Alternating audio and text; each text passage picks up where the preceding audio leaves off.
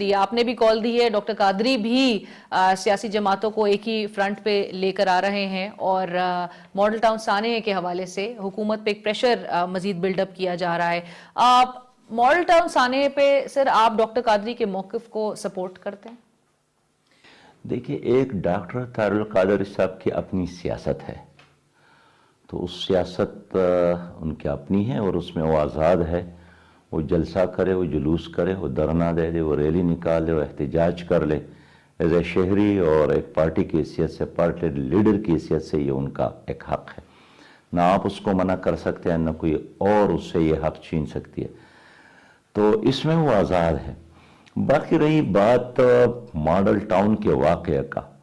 تو ہم day one سے ہمارا موقف یہ ہے کہ رات نہیں دن کے روشنی میں 14 انسان قتل کیے گئے، شہید کیے گئے۔ تو اگر یہ پیٹ کی ہے، اگر یہ لوگ مسلم لیگ کی بھی ہوتے، اگر یہ لوگ نہ خدا نہ خواستہ پیپل پارٹی یا کسی بھی پارٹی کے ہوتے، یا مسلمانوں کی بجائے غیر مسلم بھی ہوتے، تب بھی میرا موقف یہی ہوتا اور ہے کہ ان کے قاتلوں کو گرفتار کرنا حکومت کی ذمہ داری ہے، مجرموں کو سزا دینا حکومت کی ذمہ داری ہے۔ اس لیے کہ ایک مہذب جمہوری ملک میں ایک انسان کا قتل، اور دیکھیے خون تو سب کا ایک جیسا ہے، صدر پاکستان کا خون بھی سرخ ہے اور ایک غریب اور مزدور کا خون بھی سرخ ہے، تو اللہ کے ہاں بھی تمام انسانوں کی جانوں کی قیمت ایک جیسا ہے، اور یہی اللہ تعالیٰ کا حکم ہے کہ اگر کسی نے ایک کو قتل کیا بے گناہ بلا وجہ، جس طرح اس نے ساری انسانیت کو قتل کیا ہے،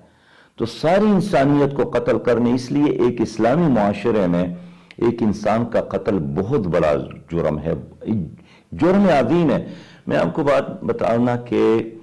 ایک حرم جو ہے وہ کتنا مقدس ہے، لیکن اس سے بھی زیادہ ایک مسلمان کا خون ہے، وہ اس سے بھی زیادہ مقدس ہے، پاک ہے،